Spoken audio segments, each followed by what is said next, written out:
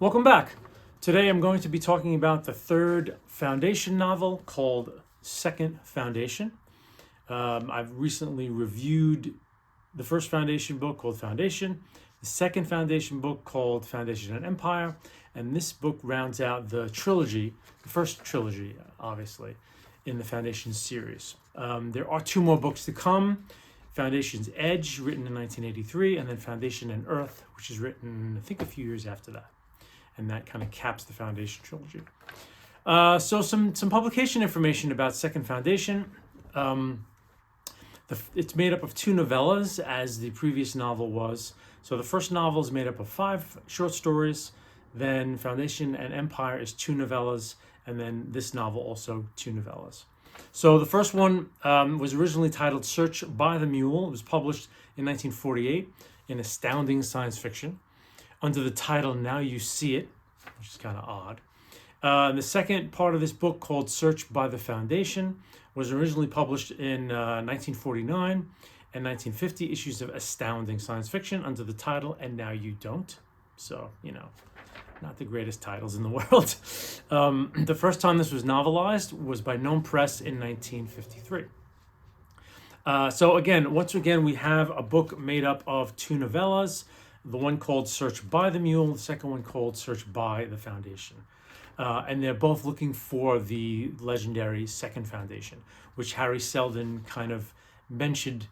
The only clues anyone has is that there is another Foundation at the other end of the galaxy at Star's End, right? So that's kind of the main thing. So the first novella is terrific, because this is the second part of the Mule story. The second novella in the second book was the introduction of the Mule and how the Mule kind of took over, and what happened to the Seldon plan at that point. This finishes the story, the second half of it. In a sense, there's kind of like a Mule novel between the 2 books, the latter 2 books. So the Mule is still obsessed with finding the Second Foundation, because those are kind of his mental equals, right? He's the only one in the galaxy with these superpowers, but he kind of thinks that the Second Foundation probably has equal powers to him, and it's a whole group of people, not just him. So he's dying to find them, to try to wipe them out so he can rule without incident. So the rationale is he sends 2 people out to search. One is Hans Pritchard, who was featured in the earlier novel, was a Foundation man, I think, at one point, that the Mule has tweaked. So Pritchard wanted to kill the Mule really badly, and the Mule gets to him at the end of that book and tweaks him emotionally. So he loves and respects and, wants to serve the Mule in all respects, right?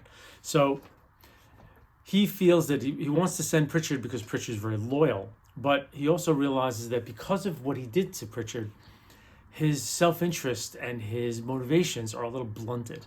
He's not as passionately driven as he might be if he had all of his faculties. So there's another character called Baal Shanis, who is kind of a guy in the Mule's court, because the Mule's kind of the emperor at this point, right? And the Mule has not affected him at all. And Shanis is kind of a social climber. He's becoming very popular. The Mule kind of has his eye on him as possible someone to watch. But he wants him to go along with Pritchard because he wants his intuition and instinct that have been untouched by his powers. So this is really interesting. As always with Asimov in these Foundation novels, whatever you may think of them, the ideas underneath them are always fairly interesting to read. And there's a very sober discussion between Pritchard and Shanis as they head out for this search. And they're both talking to each other. And, Pritchard is saying, if there was no, control over me, I would probably kill the Mule the first second I could get. But so he's aware that he's been altered, but he can't help it. He's like, I love him and I want to serve him, So that's a very interesting thing. And it's a plot point that'll come into later. In the climax of this novel, Pritchard himself will be a key player, which is really cool when it happens. And then there's the ruminations about the Mule. The Mule is he's done. What happens to a conqueror after he conquers everything that he can see? So there are these nice moments where the Mule is kind of ruminating. And I wanted to read just a little snippet for this, because Asimov, I rarely find quotes that I want to read because his writing style is pretty pedestrian. But he has a moment here with the mule. So, brief shot. This is after he sends Pritchard and Shannis off to kind of do their thing. Quote, "The mule was alone again. He let the lights die and the wall before him kicked to transparency again. The sky was purple now, and the city was a smudge of light on the horizon. What was it all for? And if he were the master of all there was, what then? Would it really stop men like Pritchard from being straight and tall, self-confident, strong? Would Baal Shannis lose his looks? Would he himself be other than he was? He cursed his doubts. What was he really after?" End quote. So it's a moment, like not a lot of deep characterization in Asimov, but the mule is the one character in all of Foundation that is interesting and a little more complex than Asimov's usual, right Joe, science-minded people. And the mule himself is thinking about, also, he's very aware that his physical deformity, he's kind of a dwarf. He's not really, but he's wizened in a way, and he's physically deformed in ways that just make him very unattractive, which is why an interesting plot development in the end of Foundation and Empire allowed him to be thwarted in a way, because he was with someone who genuinely appreciated him without being mind controlled, and he was loath to control her mind, which kind of was his undoing at the end of that novel, which was terrific. So you have this setup. And then the rest of the book, as classic Asimov, it's kind of dull. They head to this planet called Tazenda, where they think the second Foundation is, and there are all these debates about why they think it is, which, are kind of dull, actually. There's some way they pull up a galactic map, and they're debating on the shape of certain things, and, this points to this, and kind of like that scene in Star Trek Generations when they discover the path of the ribbon by, going to stellar cartography and messing around with gravitational absences of stars and stuff. Something similar to that, which is kind of neat.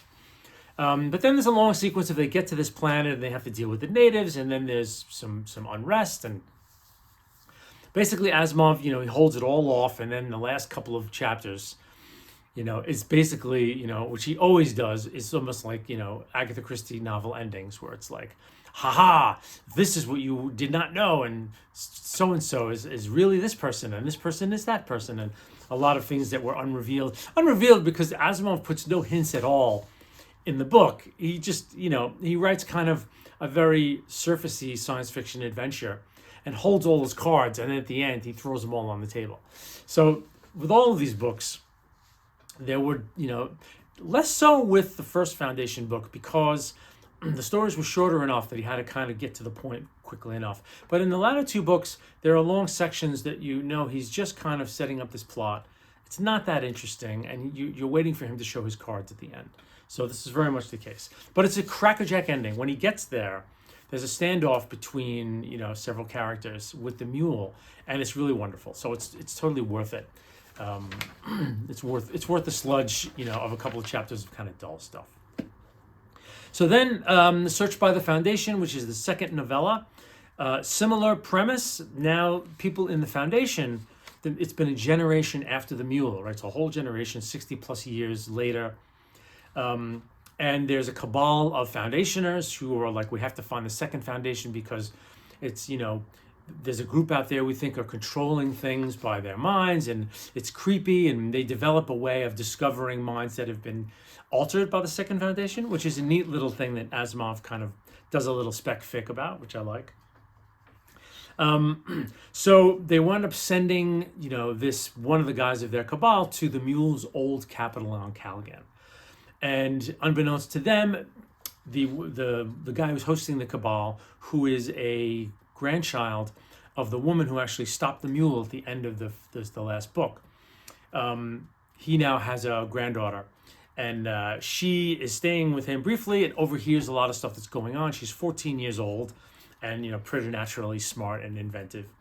And so she stows away with this guy as they go to Caligan on the planet. And you're immediately like, oh no, is it going to be a novel about this precocious kid? Luckily, Asimov handles it pretty well, and it's not like that. Her name is Arcady.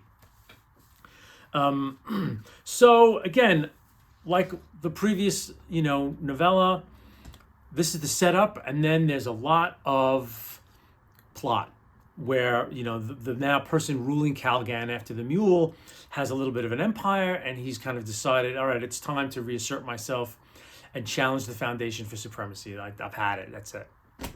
Kind of similar to what happened in the first book, often, where these kingdoms come out the Foundation, and it's the Foundation, how are they going to thwart them? This one's pretty straightforward in that the Foundation is very well established, and so they've got a lot of power and a lot of ships and a lot of things. So it's kind of like there's a setup in a space battle. There's some plot device on Calgan where Arcady actually has to escape alone, and she goes on the run and escapes to Trantor for a while. And so there's some information gathered on Trantor that might be a clue to the Second Foundation. So there's some, he throws some nuggets in there.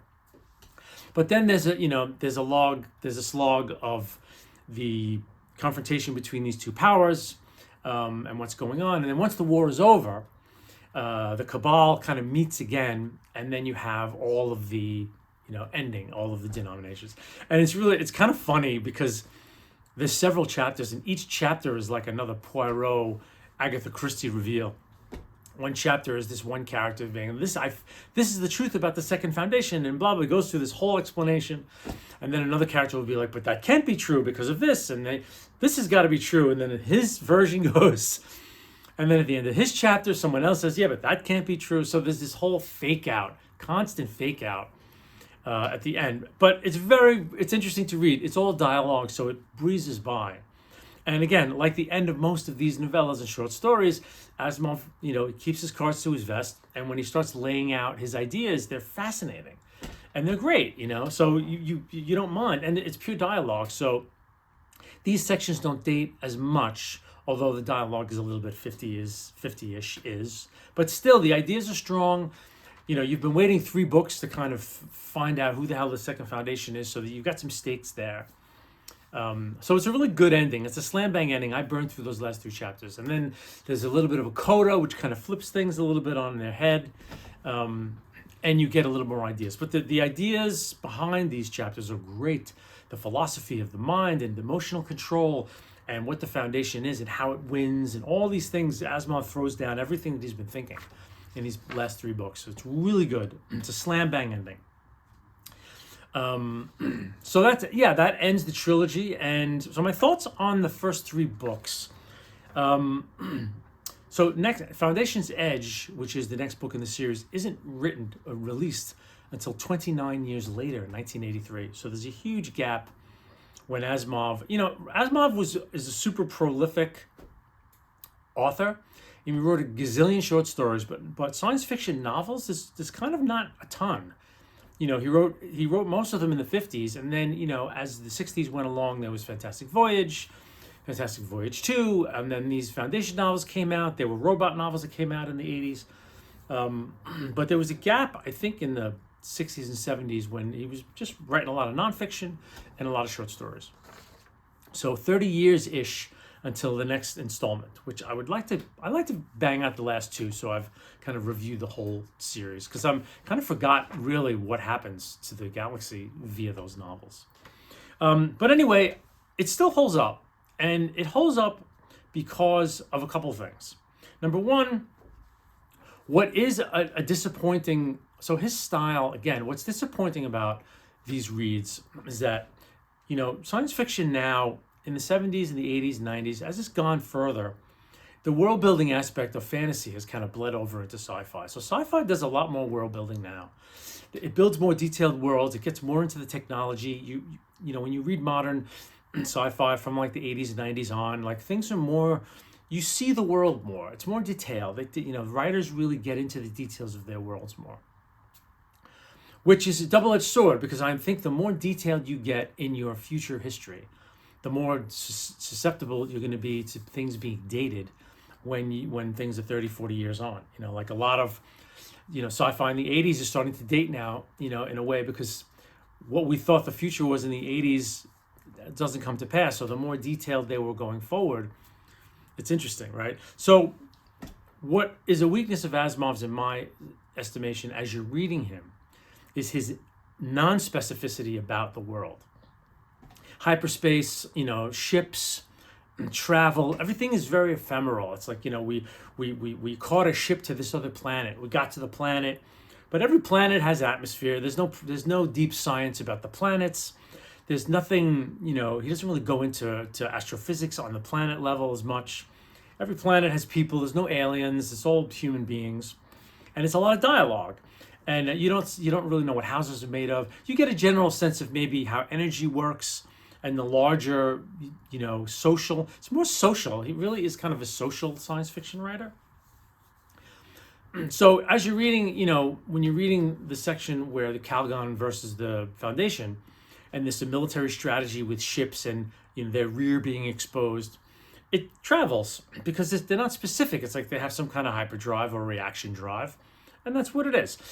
Saying reaction drive and hyperdrive in 1950 is about the same as you would say it now in 2025. Those words haven't changed, so your brain still can put into that space what is the updated notions of maybe what that is. So it's a weird way of like, the less specific you make your world and your tech when it comes to science fiction, the longer it travels, because you're not bumping into that problem of like, rockets with fins and flying cars and anti-gravity and stuff like that. So, so that's really interesting. And the ideas are great. The ideas hold up because Asimov isn't necessarily a techno nerd. He's a social science fiction writer. He's writing about trends and history and psychology, which are still, in our day, the forces of history are still being debated and studied. It's a very open subject. Psychology is still this deep. We're still mapping the brain. We're still trying to figure out, how our brains work, how we work emotionally. We're still dealing with that. We've made a lot of strides, but we're still probably in the infancy of that science. Look at the world around us. It's probably easy to see why. So the ideas are great. He's got great ideas. And then, the overlay of ideas about the fall of the Roman Empire, which are all throughout this trilogy, really are still very valid. Like, how does this happen? How does the declining technology of an empire then survive an interregnum and then build back up again? And what are the problems that they deal with? Like, that stuff will be, relative 1,000 years from now. Like, that's going to just be the cycle of history, which doesn't date at all. What does date are his characters, his world building. Obviously, again, it's a double-edged sword, so it works because the novels stay relevant, but it's also very not too great in terms of you seeing what his world is like. The dialogue is a little Wright Joe-ish. It's all pretty much, Asimov is almost every character. It's very much, idea-driven dialogue, and the characters are very paper-thin, except for the mule. Mule's great. So that still dates, but it still hold. I think these novels will always remain on my shelf, and I will revisit them every maybe 10 years because of that. So so that ends my Foundation trilogy, and this is the second Foundation. I hope to continue on with Foundation Dead and Foundation and Earth, and maybe get to the robot novels this year too. I was thinking about that. Like, I really haven't read. I've read some of iRobot, but I haven't read the robot novels. No, it's not true. I think I read Caves of Steel a long time ago. Liked it. Felt it was very similar to these novels, where it was like, even though it was robots, it wasn't heavily technologized. It was more a murder mystery. So I remember liking it. So I'm curious to read the 3 robot novels that he wrote. And see if they hold up, or 4, I think. There might be 4. So I hope you like this review, and thanks for watching.